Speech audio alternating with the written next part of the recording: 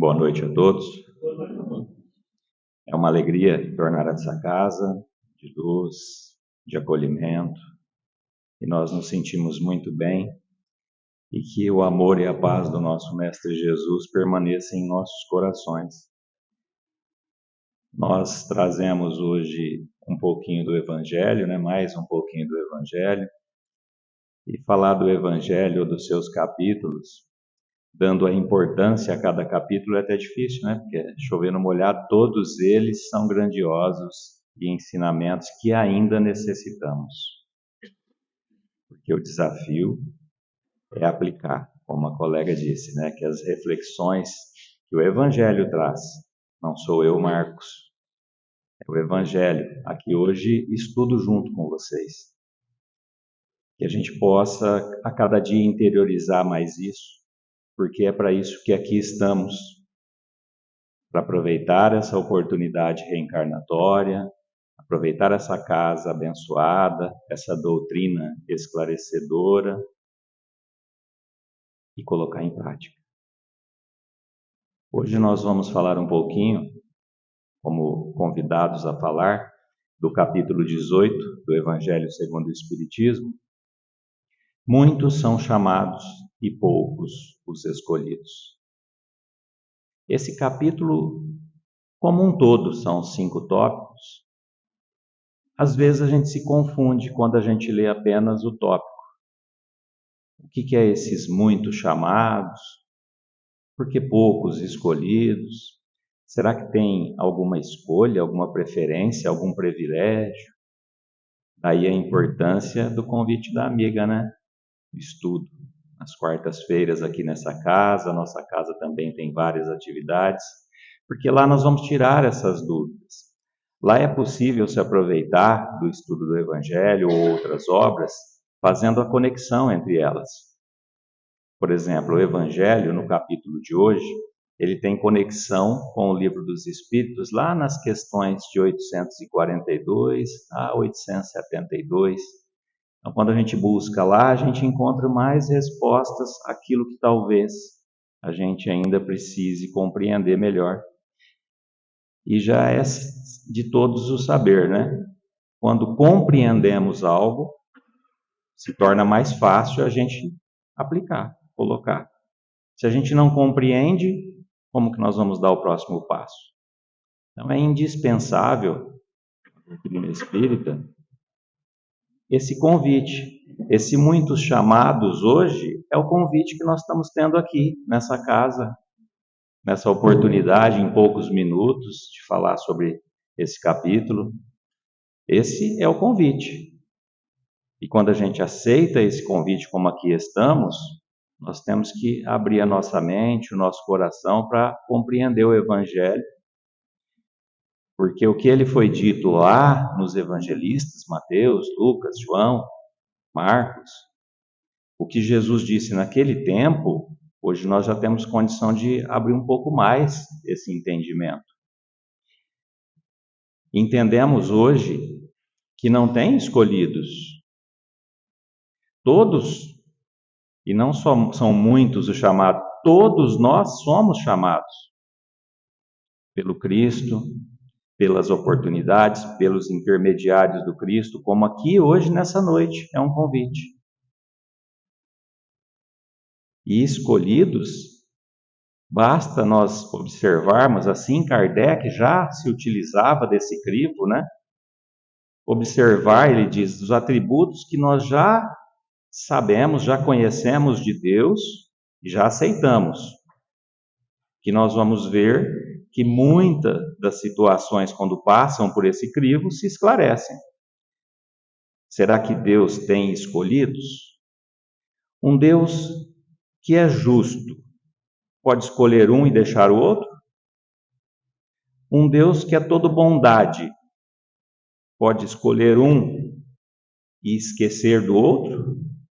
Então, os atributos de Deus, já nos diz Kardec, nos estudos das obras básicas, já nos abrem os olhos, já é um crivo para quando a gente ouve algo, passar por ele, para a gente não deixar se enganar, porque às vezes, muitas dessas colocações nos afastam do caminho certo.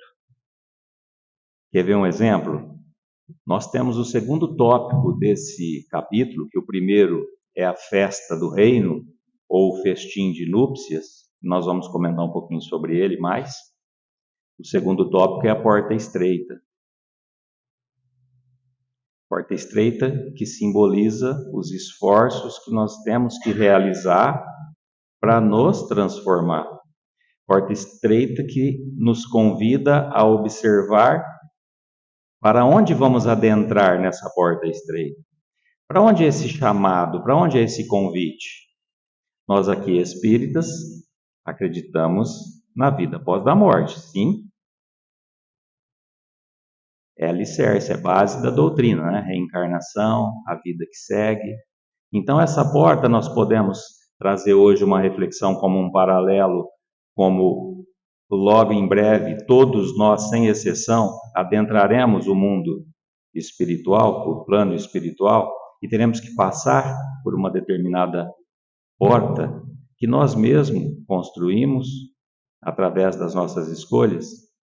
E o que nós levamos através dessa porta, que é estreita, já diz aqui no tópico, e o caminho que ela conduz é estreito. Ao contrário da perdição, fala nesse tópico que é larga, que é as coisas do mundo. Então, todas à nossa volta nos desviando do caminho. A mensagem inicial fala dos obstáculos, né? A gente, quando se propõe a fazer o bem, quando a gente se propõe a se modificar, aceitar entre os muitos chamados que já ouvimos ao longo das diversas encarnações, aceitar esse convite de aqui estar hoje, ou para um estudo, ou para um trabalho que a casa oferece como oportunidade já desse aceitar esse chamado, colocar em prática aquilo que nós já temos condição e desenvolver o que ainda não. Porque é certo que a luta é grande interior para escolher o caminho da porta estreita, porque larga é a da tentação. Nós temos muito mais facilidades de desviar do caminho do que seguir. Porque ele vai nos libertar, ele vai nos trazer a felicidade que o Cristo promete aos seus eleitos. Mas ele já diz que é um caminho estreito, uma porta estreita. E que nós não vamos carregar muita coisa ao atravessar essa porta, porque ela é pequena, não dá para trazer tudo junto. Aquilo que a gente se apega aqui nessa oportunidade reencarnatória. Então é um convite também para que a gente comece a desapegar um pouco. E desapegar não é deixar de amar. Filhos, famílias, cônjuges, pessoas que a gente convive, a minha casa, que eu me sinto bem dentro dela, não é deixar de gostar, de amar, de aproveitar, mas é compreender que no momento de passar por essa porta, eu não vou poder levar. Agora, o convite da porta é que desenvolvemos nossas virtudes, que eliminemos as nossas imperfeições, egoísmo, vaidade, apego, para que a gente possa passar por esse caminho e encontrar, após essa porta estreita, o mundo todo para que nós possamos viver. Emmanuel nos diz que o céu é uma construção nossa ao longo da vida e está em todos os lugares. Então, que tipo de céu nós estamos construindo? O céu dos apegos? O céu da matéria? Ou o céu da vida espiritual? Falando esses dias atrás sobre um outro tema, finalzinho de ano, né? Capítulo 6 do Evangelho Cristo Consolador, eu trouxe um questionamento. Nós, com toda a confiança que a doutrina nos traz, de que a vida verdadeira é a vida espiritual, que nós temos que investir nos tesouros que a traça e os ladrões não corroem, não roubam. Ferrugem não corrói. Nós aceitamos já isso como um convite do Cristo, como um chamado dos muitos são os chamados. E qual tempo nós depositamos investindo nisso e investindo nas coisas mundanas? Basta uma reflexão de cada um, né? A reflexão sempre é íntima. Que tempo eu estou depositando para aquilo que é mais importante, que a minha consciência já sabe hoje? E o momento é esse, porque a vida espiritual é aqui, é agora. Nós estamos aqui hoje utilizando desse corpo físico, do nome Marcos para mim e para vocês, e amanhã outros voos. Ontem já tivemos outros, mas o momento mais importante é esse. E a vida segue, e nós fazemos os investimentos na vida que segue. Nós aceitamos esse convite dos muitos chamados na vida que segue. O próximo tópico, depois da porta estreita, são aqueles que dizem Senhor, Senhor, nem todos entrarão no reino dos céus. Já aí um convite para que a gente reflita, né? Que não basta apenas falar. É necessário que nós nos transformemos para que nós comecemos a sentir e agir. Então, só a palavra, como aqui eu vos faço hoje do Evangelho, é suficiente? Não, né? Nós precisamos desenvolver as nossas atividades, buscar a verdade que liberta. O conhecer a ti mesmo, de Santo Agostinho, nos fala na questão 919, que é a frase de Sócrates, respondido ali, né? Qual o meio mais eficaz de nós evoluirmos nesta vida e assegurar uma posição melhor no futuro? Todos nós queremos um futuro melhor, não queremos? Quando a gente olha para as coisas apenas da Terra aqui, apenas desse momento, nós já não almejamos coisas melhores?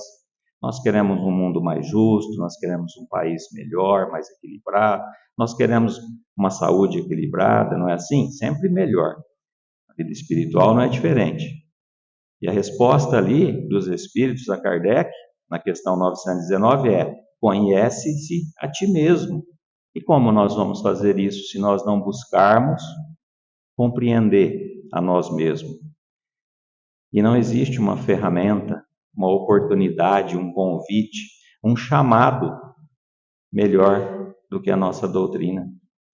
Tudo o que quisermos, nós vamos encontrar de resposta. De onde viemos? Por que estamos aqui? Para onde iremos? O Evangelho nos fala, mesmo nesse capítulo aqui, no tópico seguinte,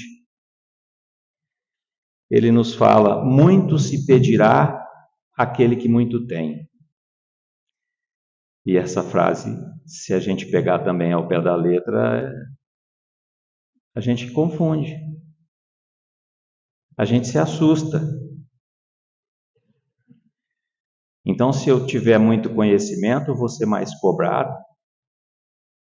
Então, não vou me desenvolver, não vou adquirir esse conhecimento, porque a cobrança vai ser maior. E com isso, a gente se confunde um pouquinho no que foi dito pelo Cristo e no que podemos compreender já hoje através da doutrina que nos esclarece.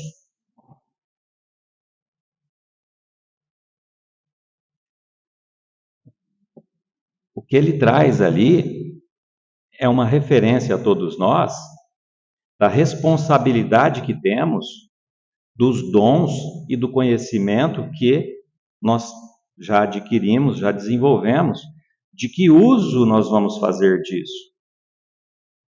Mas não é uma cobrança simples, é uma cobrança de amor.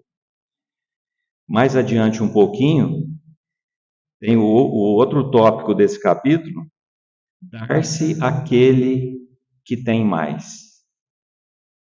Então, a quem mais já tem, vai dar mais. Aí a gente pensa assim: puxa vida, eu estou aqui sem nada, tem tanta gente com tanto, e vai dar mais para quem já tem. Não deveria dividir? A gente não quer uma lei de justiça e igualdade? Então, esse evangelho aqui está nos confundindo. Por isso a importância de estudar, de buscar as oportunidades, as relações do Livro dos Espíritos com o Evangelho, para que a gente compreenda o que às vezes se torna uma dúvida e que pode nos afastar do caminho certo. Mas aqui a gente vê o que nesse tópico, quando buscamos ali? A lei de causa e efeito. Aquele que mais se dedica, que mais busca, mais é acrescentado a ele. Porque a causa, o plantio que ele está fazendo é qual? Qual vai ser a colheita? Então traz aí uma essência nesse tópico. E o último tópico desse capítulo reconhece o verdadeiro cristão pelas obras, pelas suas obras. Ali o Cristo fala um pouquinho ali, né, da árvore boa, da árvore má, que a árvore boa só pode dar bons frutos. Então tem todo um desenrolar nesse tópico desse capítulo. Cada tópico desse é tema para muitas e muitas horas de bate-papo. Só quis dar uma passadinha pelo capítulo todo, para que a gente possa ter aí a vontade de dar continuidade no estudo. Às vezes estamos lá no Evangelho do Lar e cai o tema. Vamos buscar recorrer também ao Livro dos Espíritos e ter algumas respostas, como por exemplo na questão 165, é questionado assim, Kardec questiona assim os espíritos. O conhecimento que o Espiritismo exerce, o conhecimento do Espiritismo exerce influência sobre a duração menos longa da perturbação? Olha um questionamento que às vezes a gente se faz. Eu vou desencarnar. Como que eu vou chegar do outro lado? Nós trabalhamos no atendimento fraterno da casa, igual foi proposto aqui pela colega. E às vezes a gente atende pessoas que vêm e que naquele momento de tristeza, depressiva, às vezes faz esse questionamento. Se eu desencarnar do jeito que eu estou aqui, como vai ser? Eu vou sofrer muito do outro lado? Eu tenho uma colega de estudo que está muito fixada nisso, ela está preocupada de desencarnar e não está bem. Isso, de uma certa forma, é bom, porque às vezes nos motiva a melhorar. Se eu tenho uma preocupação com algo que não está bom, eu só tenho uma escolha: modificar, procurar alterar aquilo, não é isso? Mas não pode ser muito pesado, porque senão vai nos jogar mais para baixo ainda. Então nós temos todo jeito para conversar, orientar e motivar a pessoa. Mas, em essência, o que nós vamos encontrar do outro lado da porta estreita? Nós mesmos, do mesmo jeitinho, sem as bagagens que nós não vamos poder carregar, os amarrios aqui da matéria, mas com tudo que ainda nós temos de virtudes já iniciadas e desenvolvidas e de imperfeições para lidar. Isso por si só já não é um convite dos muitos chamados para que a gente faça os esforços como um verdadeiro espírita para a sua transformação moral, para domar as suas imperfeições, para tentar segurar os nossos impulsos ainda? Emmanuel diz assim que a disciplina vem antes da espontaneidade. A disciplina vem antes da espontaneidade. Emmanuel. Nós temos que ter disciplina para fazer as mudanças que nós desejamos, porque nós desejamos ser felizes, nós desejamos a paz, nós desejamos estar bem, nós desejamos partir desse mundo para o mundo espiritual numa condição melhor. Esse é o objetivo do que aqui chegamos. Mas para realizar isso, quando o chamado vem, dos muitos chamados, nós temos que trabalhar a disciplina, porque os obstáculos mundanos vão chegar e nos desviam do caminho. Por isso que Emmanuel recomendou para Chico 3 coisas, né?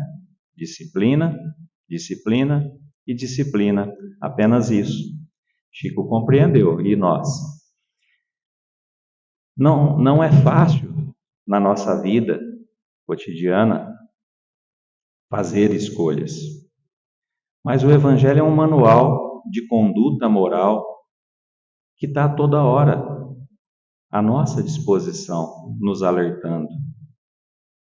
Eu gosto sempre de lembrar uma frase que há muitos anos atrás ouvi do nosso patrono da nossa casa, Dr. Geraldo, que hoje já no plano espiritual, trabalhando na casa. Ele dizia que nós morremos de sede com a água ao lado, mas se referindo ao Evangelho. Aqui está o que vai saciar a nossa sede. Aqui está o que vai nos dar a força para seguir adiante. O Evangelho ele é dividido em partes, e quando nós pegamos para estudar o Evangelho, que é o que fazemos aqui hoje, é importante buscando compreender. E confesso que depois de muitas vezes estudar na casa, fazer Evangelho no lar, a cada momento a gente tem um enfoque diferente com ele e entende ele de uma forma diferente. Então, no início dele, ele fala para nós toda a base doutrinária, até o capítulo 5. Depois nos apresenta o Cristo Consolador, no capítulo 6. Depois do 7 ao 15º, ele nos dá um manual de conduta. Bem-aventurados os aflitos e por aí por diante das bem-aventuranças, nos explicando como é a nossa vida no cotidiano. Do 16º para frente, ele começa a nos convidar a uma autoanálise, assim como estamos fazendo aqui hoje nesse capítulo 18. Em que ponto desses muitos chamados, que somos todos nós estamos já como escolhidos, entendendo que eu escolhi aceitar o convite. Não é alguém que me escolheu. Quantas oportunidades nós já não tivemos de ser convidados? Ontem na casa, a palestrante, companheira nossa, ela falou sobre Paulo, Saulo, um pouquinho da trajetória dele. E a gente vê que ali está embutido esse muitos chamados e poucos os escolhidos. Quando ela conta um pouquinho da experiência de Paulo, que uma boa parte deve conhecer, e quem não conhece, não percam a oportunidade de conhecer a obra Paulo de Tarso. É linda. E saber um pouco mais sobre ele, que de perseguidor em apenas uma encarnação, se transformou em perseguido, mas saiu daqui pela porta estreita. Que hoje, se aqui falamos do cristianismo, devemos a Paulo, que compreendeu o chamado do Cristo no momento que foi chamado. Paulo teve um encontro com Cristo, e nós podemos dizer assim, nós fôssemos chamados por Jesus, que aparecesse aqui para nós, aí era mais fácil. E eu pergunto, será? Né? Mas vamos lá na história de Paulo. Paulo encontrou com Jesus, não é isso? Quando ele apareceu no caminho de Damasco. E o cegou. E perguntou para ele por que ele perseguia. Por que me persegues, Paulo? Paulo, ao reconhecer a grandeza do Cristo como enviado, que ele só perseguiu porque tinha os seus conceitos de um estudioso e dedicado na sua religião, no seu entendimento, e não acreditou que era aquele que ali estava, que seria o rei que ia vir para comandar a todos nós. Então ele rejeitou e perseguiu. A partir do momento que o Cristo se mostrou a ele e fez o convite, dali em diante ele se transformou. O que queres que eu faça? Ele questiona. Ele abandonou a verdade que até então que ele tinha e que não era a verdade do Cristo, a verdade verdadeira. Assim como nós temos as nossas verdades, os nossos conceitos definidos, e às vezes nos fechamos ao convite que o Cristo nos faz. Paulo não, aceitou de pronta. passou por muito sofrimento, mas usou do que ele já tinha de conhecimento, e que era bastante, ele era um doutor da lei, e nos trouxe hoje o que temos aí, com as suas cartas, com a sua divulgação do cristianismo. Nós somos a todo instante convidados, indiretamente, por intermédio daqueles que nos cercam, como hoje aqui, o convite para o estudo, o convite para as atividades. A todo instante nós somos chamados. Será que nós estamos dispostos a abrir mão da nossa verdade ou das nossas vaidades e apegos e aceitar esse convite? É certo que não é fácil. É certo que não é de um momento para o outro. Mas o importante é que a gente inicie essa caminhada. Lá no festim de núpcias, que é o primeiro tópico desse capítulo, conta-se que o rei preparou uma festa na simbologia do reino de Deus, do próprio Cristo ali representado como um convite. E aqueles que muitos já sabiam que eram os primeiros, quando convidados, não aceitaram o convite. Estavam prontos com uma parte do conhecimento, mas não aceitaram a segunda parte, que é a da transformação, que é a da reforma interior, para poder adentrar a essa grande festa. E a gente vê ali um esforço, daquele rei enviando. Lá primeiro enviou os profetas, que muitos deles foram mortos, e ninguém aceitou o convite do rei de Deus. Depois ele se esforça para mandar convidar, e aqueles enviados eram zombados, eram presos, eram maltratados.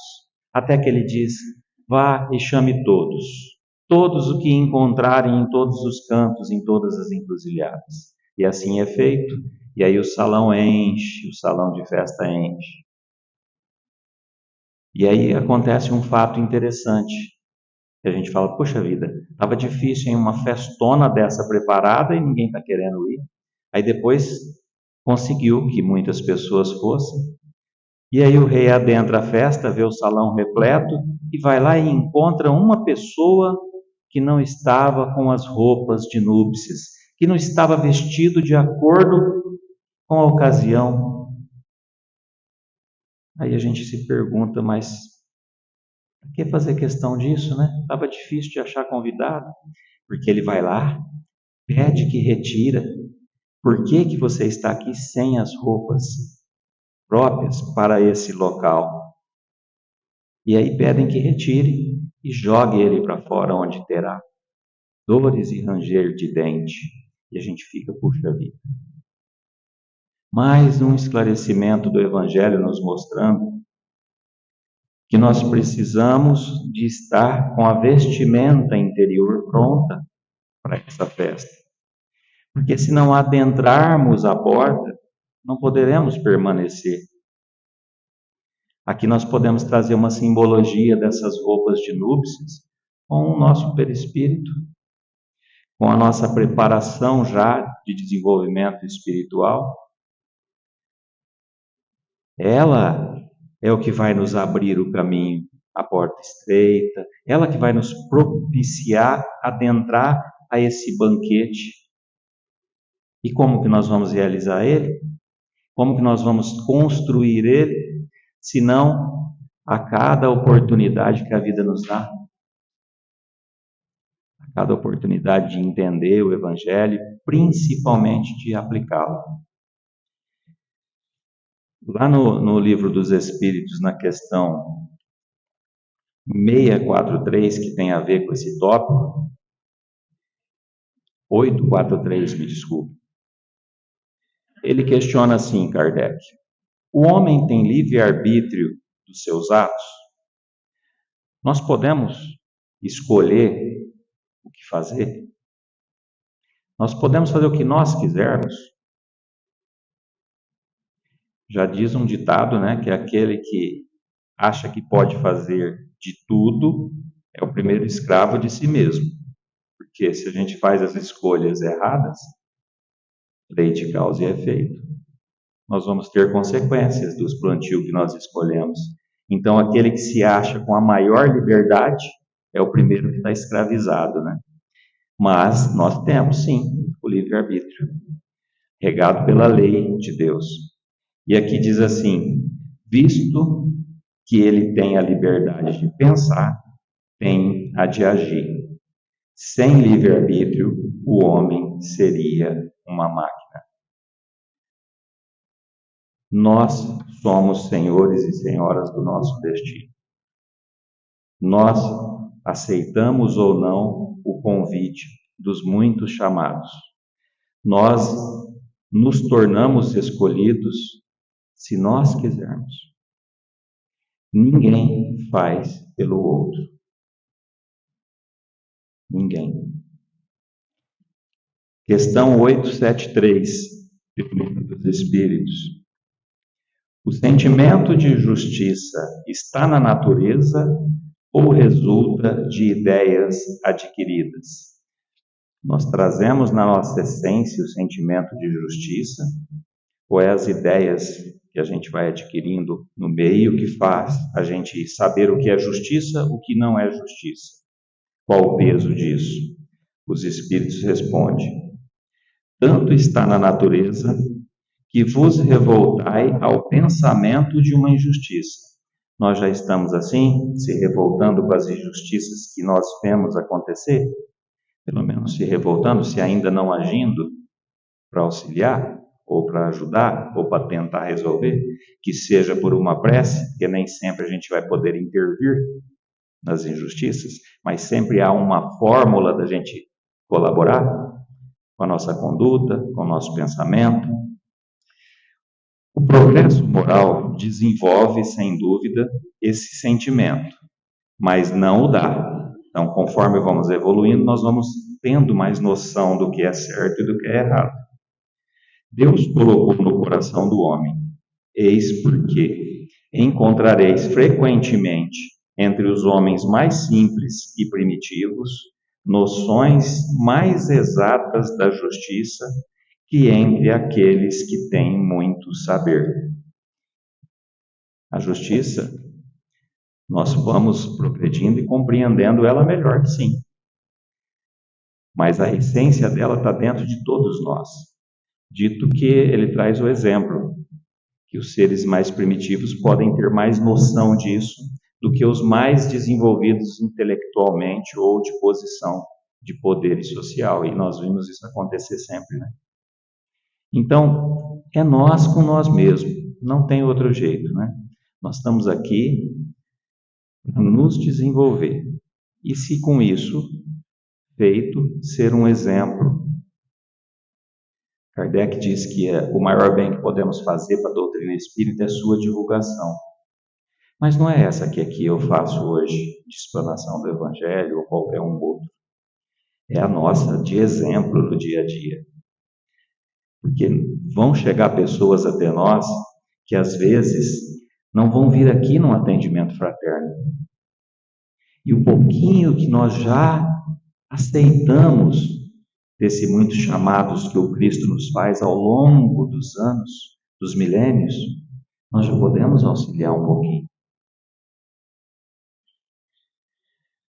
Esses dias, uns 3 meses atrás, atendi uma pessoa na casa e ela foi até a casa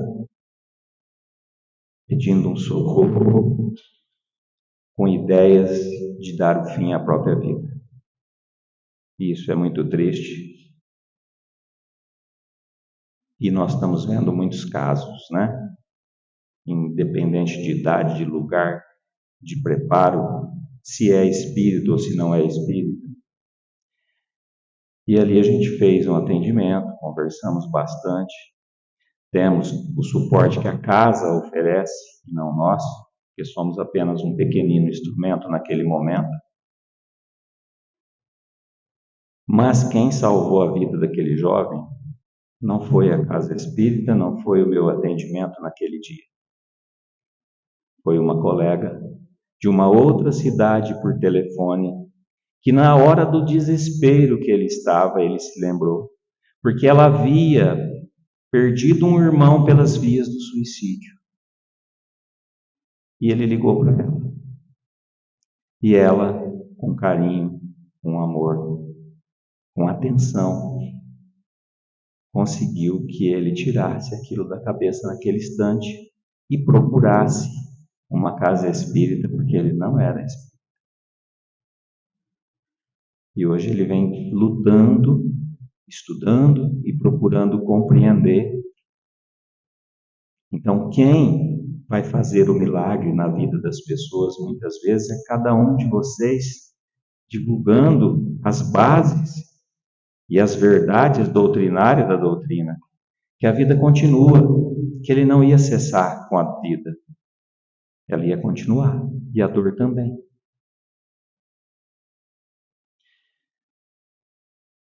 Às vezes, quando a pessoa chega num ponto como esse, o chamado dos muitos chamados vem de várias formas. Nesse caso desse rapaz, pela amiga, depois teve um acompanhamento e graças ao bom Deus.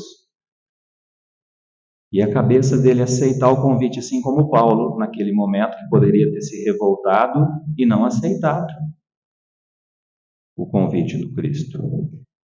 Não aceitado a verdade. A vida segue, mas muitos, às vezes, não têm essa oportunidade. Muitos, às vezes, ficam despercebidos. Então, que além de ouvir esses muitos chamados e se escolher para ser um dos escolhidos, que a gente esteja atento aos muitos que estão à nossa volta. Que nós tenhamos o que o Cristo nos convida, de olhos de ver, de ouvidos de ouvir. Para que essa sensibilidade, por exemplo, que a gente faça o que a gente pode. E às vezes é apenas ouvir. Já é muito para quem está ali naquele momento de dor. Assim como convidou a nossa colega no início, né? De bater um papo, de conversar, de tirar dúvidas, esclarecimentos, de conhecer um pouquinho mais dessa doutrina maravilhosa que nos envolve, que nos esclarece, que nos acolhe, que nos consola, que nos instrui e que nos dá um caminho reto.